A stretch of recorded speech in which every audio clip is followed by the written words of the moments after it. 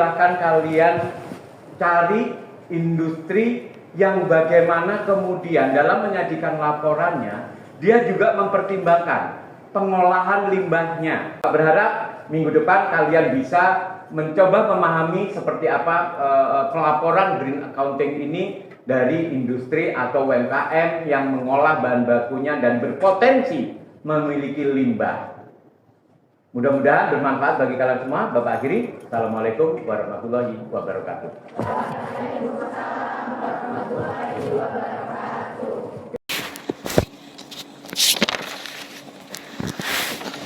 Oh iya, yang aku tahu SDGs 12 adalah tentang konsumsi dan juga produksi yang bertanggung jawab.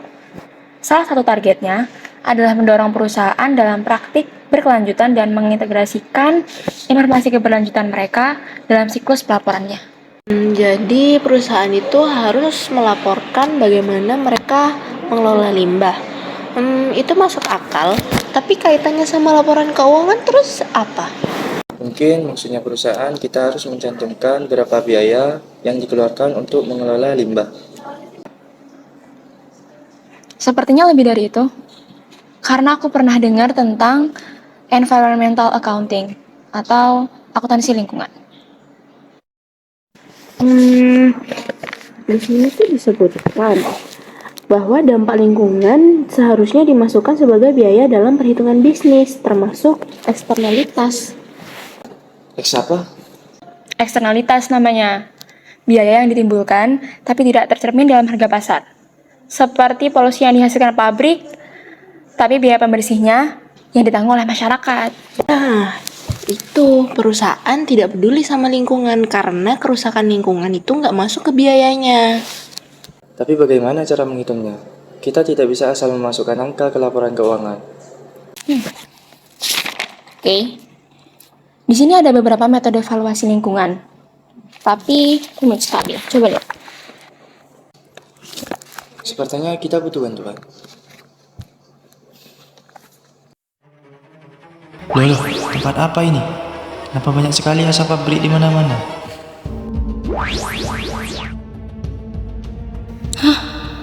Aku di mana ini? Tunggu. Ini di lift. Bagaimana bisa? Aku harus keluar dari sini. Hah? Tadi aku di perpus. Lalu di lift. Sekarang tempat apa ini? Perhatian, Anda memasuki area yang memerlukan alat pelindung diri. Harap kenakan perlengkapan yang sesuai sebelum melanjutkan.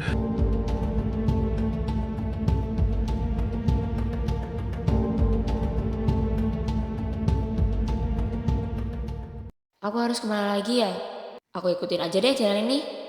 Harap cuci tangan terlebih dahulu sebelum memasuki ruangan. Apaan sih nyuruh-nyuruh? Tapi ya udahlah. Pahami seluruh instruksi, maka kamu akan kembali.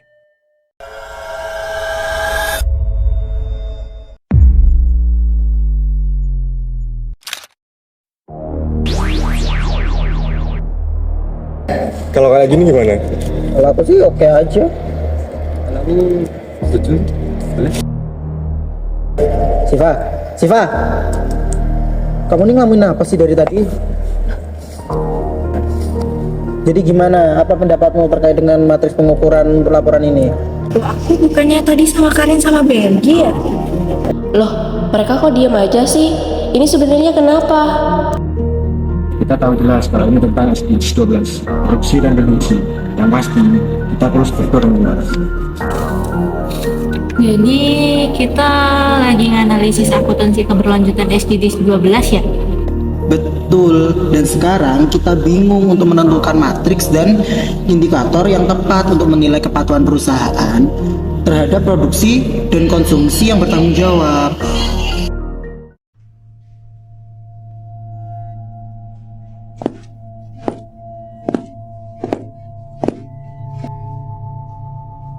Guys, kayaknya ini udah malam deh.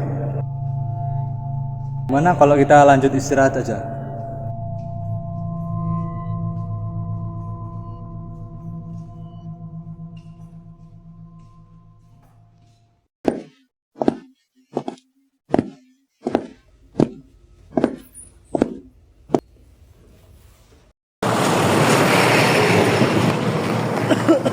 harus keluar dari tempat ini secepatnya.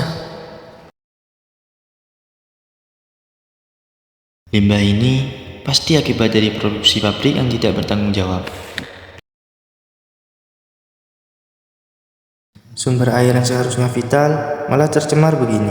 Apa tidak ada cara yang lebih bertanggung jawab dalam proses produksi dan konsumsi?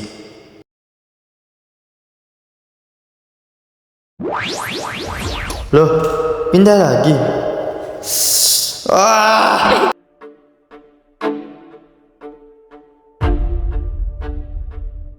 Loh, Bel, kamu?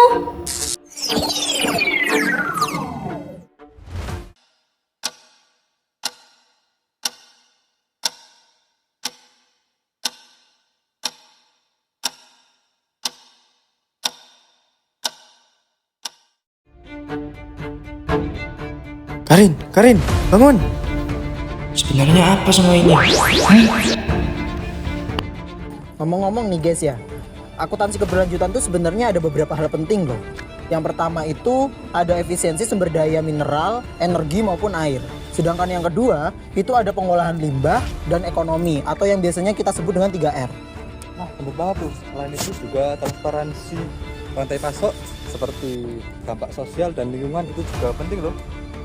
Pengupahan resiko dan mitigasi keberlanjutan serta integrasi ESG dalam laporan keuangan juga penting.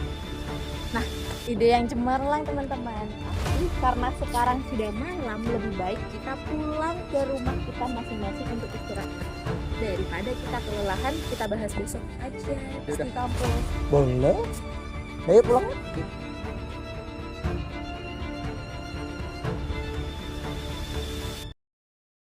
Aku mengerti sekarang. Alam yang kita nikmati hari ini Bisa hilang jika kita tidak bisa merubah cara kita memproduksi dan konsumsi. Dan kita sebagai calon akuntan, kita punya peran penting dalam perubahan itu. Nah, akuntansi itu bukan sekedar mencatat angka, tapi kita juga bisa membantu perusahaan melihat bahwa limbah yang mereka buang itu adalah uang yang terbuang. dan kita bisa membuat laporan keuangan yang bukan hanya mengukur tentang keuntungan, tapi juga dampak terhadap lingkungan dan juga masyarakat. Apa gunanya profit yang kita dapat hari ini jika tidak ada sumber daya lagi di hari esok? Setiap produk punya cerita, dari bahan baku, proses produksi, hingga limbah yang dihasilkan. Tugas kita lah memastikan agar cerita itu berakhir bahagia, bukan dengan bencana lingkungan. Perubahan dimulai dari hal kecil, dari cara kita belajar akuntansi hari ini. Bahwa setiap angka yang kita catat memiliki dampak nyata pada dunia. Dan dari keberanian untuk bertanya, bagaimana kita bisa melakukannya dengan lebih baik. Akuntansi berkelanjutan bukan tentang masa depannya ya, Tapi tentang pilihan yang kita buat hari ini. Mulailah dari diriku, mulailah sekarang.